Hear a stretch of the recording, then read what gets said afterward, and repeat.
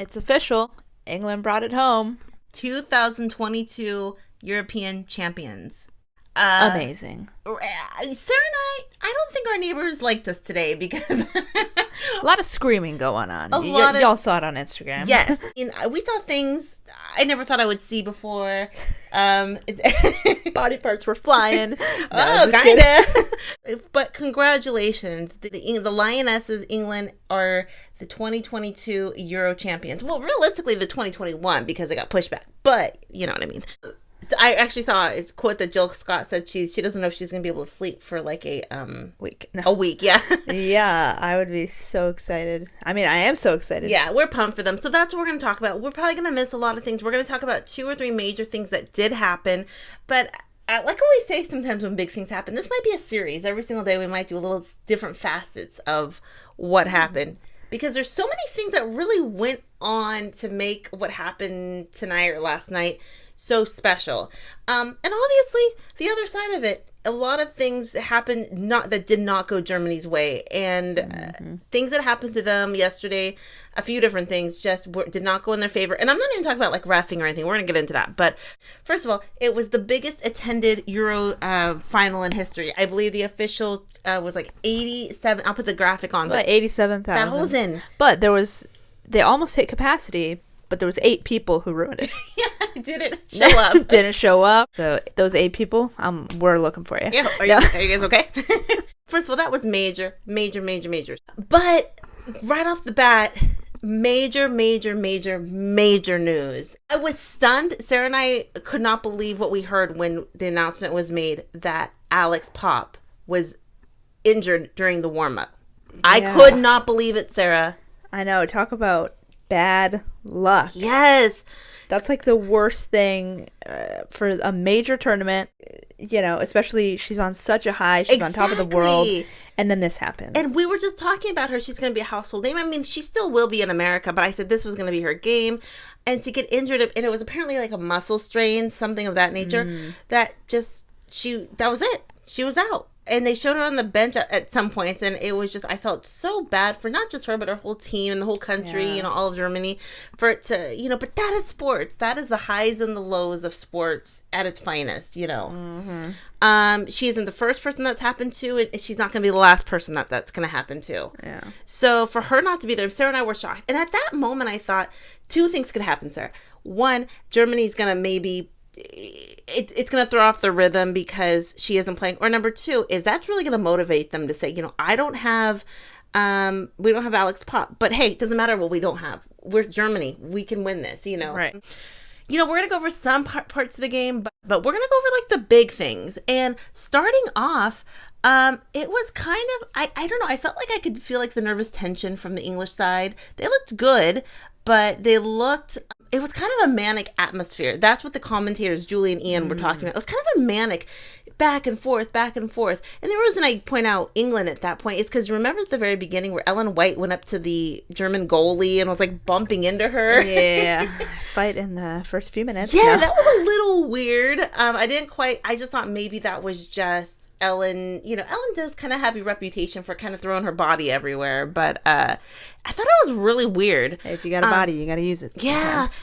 Exactly. I was kind of reading around the web. England was one of the only teams that really didn't have a major injury and a major COVID outbreak on their team or a health issue, because I know the Swiss team had food poisoning or whatnot, or a stomach bug or something. Yeah. Oh, yeah, that's right.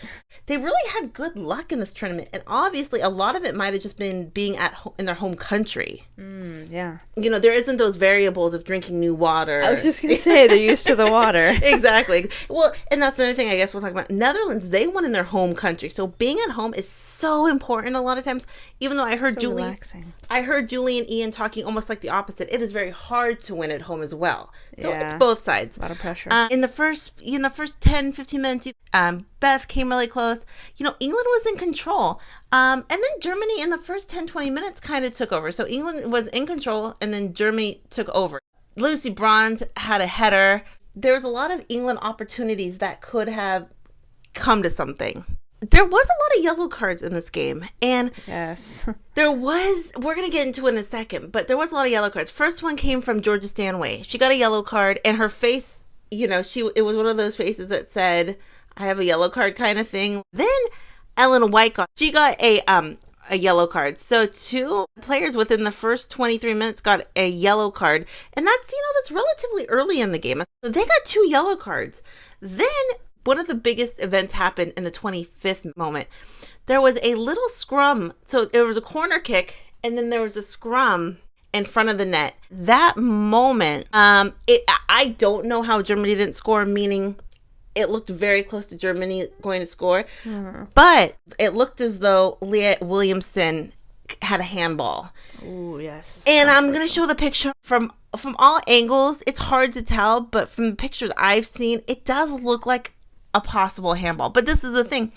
They go to VAR, but then as soon as they go to VAR, they deem it not a handball, right then and there. But if you look at certain angles, it does look like a handball. Or so what it does is they go to VAR, then they have the ref go to review it again. They didn't go to the ref and say, hey, you need to review that again. They just said, nope, no handball. And I guess I'm kind of jumping around, but even Germany after the match, so Germany furious after being denied penalty for clear handball in Euro 2022 feet. And the coach basically said that it's such a big game, it's difficult to cope with that. I'm asking, why didn't the referee look at it? That would have given us more safety if we scored. On this level and on the final of the European Championship, this didn't happen. Why didn't they look at it? Sometimes it happens to others. It happened to us today. And if it happened to England, I wouldn't be content either. It bothers me. Right. So she believes that it was an unfair call. I don't know. So it was never called. And the one thing I think to take from it, Germany did not lose this game based on this possible handball. But as Germany said, if it's such a big game, why not have the ref review it? Why not make absolutely clear that it's not a handball? Because I think most people, but then I see some people on things say it was not a handball. The way it hit her was not in that position to be a handball. It hit her shoulder first, then it hit something else. So it technically wasn't a handball. But I mean, that's sports. You have VAR, you don't, sometimes calls go your way, sometimes your calls don't go your way. Because the one thing about this ref, like you were talking about, this ref was kind of picking and choosing when to call things or whatnot. Some calls were going against England. Some calls, English player barely looked at a German player, and the English player got a foul. Yeah. So this ref, I think a lot of people thought the ref wasn't there was officiating problems all the way around. And it wasn't one team or the other. It just was an inconsistent ref, not a very good ref. I was actually going to wait till the end to talk about this, but or on the 102nd minute, Ian Darke said it was a ludicrous decision for Germany to get a free kick, I believe. So he even said, the verbiage like that, where he called out the ref. That was one big thing we did want to talk about. Germany did not lose on that handball. They didn't. Right. Do you think so? No, I don't think so. If it was a handball, I mean, what do you guys think down below? Was it a handball? Ian and Julia talked. It was ferocious out there. Each team wanted it so bad. You could just tell. It was very intense, very aggressive. Aggressive, but not too aggressive, I didn't think. Sometimes I've seen really aggressive games. I didn't think it was really aggressive. I did think a couple of fights would break out, but it was a battle. No more than usual. Ellen White in the 38th minute came really close. And in the 40th minute, Beth Mead went down hard. So it goes into halftime. It's still 0-0. I think a lot of people were kind of expecting that. I think it was going to be a hard-fought battle. Second half, Julie and Ian kind of mentioned they thought the English were losing steam. So this was the beginning of the second half. Yeah, I noticed that. But then Ella TOONE and Alicia Russo come in. So, fresh legs. Ella TOONE for Frank Kirby and Alicia Russo for Ellen White. So then in the 67th minute, we have a goal. Such a goal. Ella TOONE scored. Amazing. And 67th minute first goal, we were screaming. We really were. It really just seemed like I thought that was going to be the winning goal. I thought that was going to be it. They were going to score. It was going to go to 90 minutes. I was still set on my prediction. But, the game was, in the second half, even a little more chippy. Julie Foudy talked about it. Chippy, a lot of yellows. And then in the 64th minute, Beth Mead went down hard. She went down really hard, and that was it for her. She was out, and I think she wanted to score a goal. Yeah. Chloe Kelly came in. And thank God she did. Then, at the 80th minute, Germany scored. And I think it just kind of knocked everyone for a loop. They said, okay, they were getting close in the 80th minute, just 10 more minutes to go. Yeah. They scored. So it was a whole new ball game at that point. Yeah. I was nervous for sure. Yeah. Then the countdown. So it was going to go to extra time. And I think a lot of people thought extra time, 30 more minutes. They wanted to decide in the 30 minutes. Most people, I know we talked about it yesterday about liking penalties. I think most people do not want penalties. And I'm the only one out here who likes them. Sorry. Not just that. Germany had the advantage if they went to penalties. So I don't think anyone wanted penalties for the English side. True. But, after Germany scored their goal, they looked really good. They were in control, a lot of possession. They were controlling a lot of balls. They were looking really good. The first half of extra time, Germany was in control. That first half, it was looking really good for Germany at that point. Yeah, it's like after you score, you're on a high and you're really motivated to win. So it's like you're fighting for it even more than ever. Exactly. Before. Then, 110th minute. My favorite moment of the game. Iconic moment. Chloe Kelly scored a goal. It was, I mean, I couldn't imagine what that felt like if you were either a player there or even a spectator there to have that goal happen at that moment. Yeah, and even better, the celebration afterwards. Yeah, girl. What? She took off her shirt and no one was mad at it. No, my favorite was, so she did a little kick in, she kicked it once, didn't go in, kicked it again, okay, it went in, okay, and then and then I saw her go, and I saw her putting her arms She was getting ready. She was getting ready to take that shirt off, and I was like, yes, do it. And then I guess she might have thought the ref called like an offsides or something, but then they said it was good, and so she went for it, girl. She just took it off and swung it around like Brandy Chastain. Yes. And was like, I'm doing this, and it got the yellow. Totally worth it. Iconic. If she would have taken off her shirt and it would have been offsides, she would have still gotten a yellow and still not have scored. So I know, and that'd have been a little bit embarrassing if, but she scored 2-1, and Germany still looked okay after that. They weren't as good as they were in the first half. Then it just counted down. And the only thing I will say, a lot of people were not happy with the English tactics at the very end. A lot of time wasting. And I think people are split on that. Some people say, well, that's part of the game, and some people say it's unfair.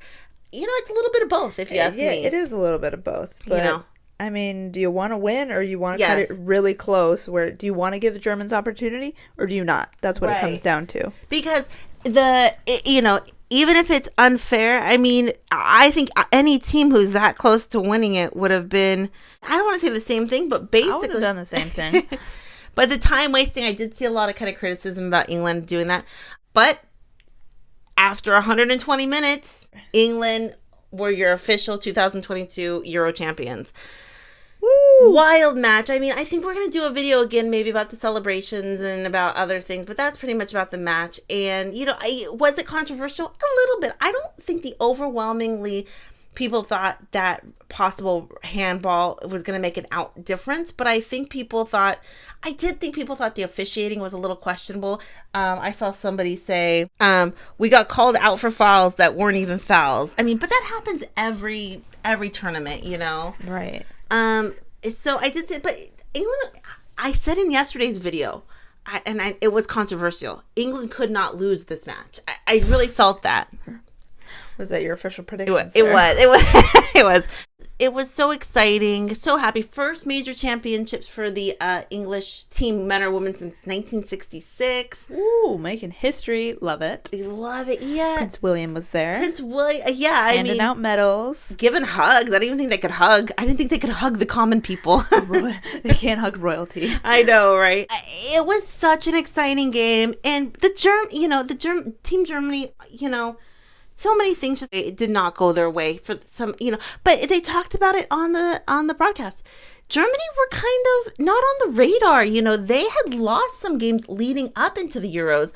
They lost some matches. They didn't do well at the Arnold Cup. So a lot of people weren't even talking about Germany for this tournament.